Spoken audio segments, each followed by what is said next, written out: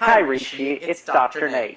I just wanted to make you a quick video because yesterday you showed me a piece that you were working on in your band class called Beginning Band Warmup for full band, and you have the oboe and mallet percussion part.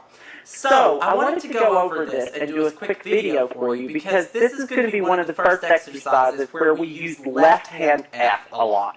So I know we've discussed this before, but let's go over left hand F again. So for left hand F, you're going to have fingers 1, 2, 3, 1, 2 on the right hand, and then this very front key here, I'm going to get real close to the camera here so that you can see it. It's this very front one here. You see me moving that? If you turn the oboe a little bit to the side, you'll see it's the one that sticks out the very furthest.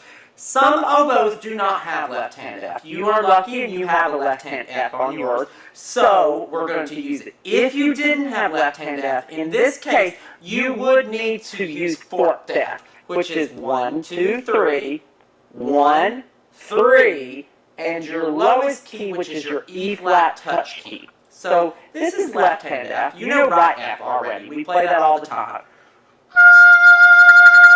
That's right F. Now, left F.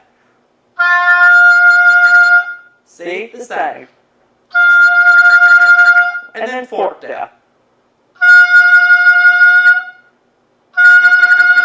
You know, this forked F doesn't sound quite as exact as left-hand F and right-hand F. That's why they're our primary choices. But we can use forked F if we absolutely have to. So, let's start at the beginning of your F Remington exercise. So it's in 4/4 time, so there'll be 4 beats to measure. They're in half notes, and there's a half note rest in between each section. And it goes down by half steps. It starts with F, goes to E, and then back to F. Then each time, the lowest note, the bottom note, goes down half step, but then it returns back to F. So here we go. This is the beginning.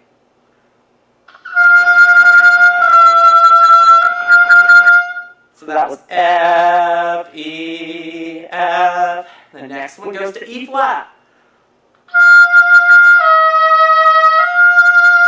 Notice when I go to the E flat from the F, I use my left hand F, but then I have to come off the half hole and also remove the thumb key to go to E flat all at the same time, and then put the thumb key back on and close the half hole when I go back up to the F. I'll do that one again.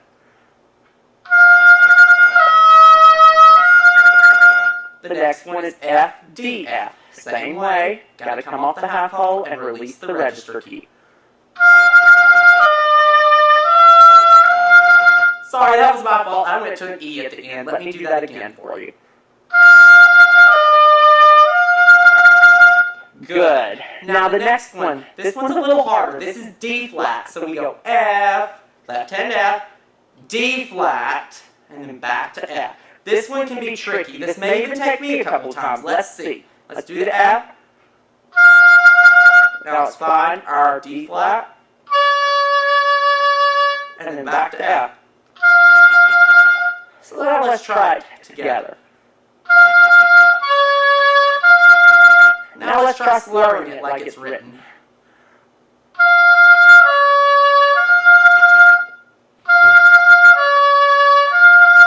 And remember that D flat C sharp. 1, 2, 3. 1, 2, 3. Center. And take that finger off the half hole. So half hole, 2, 3. 1, 2, 3. And that center little glow key in the middle. That is. And that's a very hard note to get to sound good. So make sure that you're really focusing on the sound. It can easily sound like this. Doesn't sound very pretty. So let's open it up, tighten our embouchure just a little bit, and really focus on the sound. Alright, good. So that brings us to our next one, which is F, C, F. We're going to stay on left-hand F because I'm just going to have you stay on left-hand F for this entire exercise.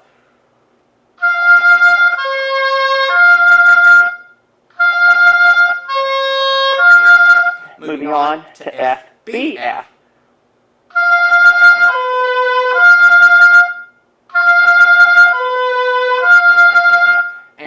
finally, the last one is F, B flat, F.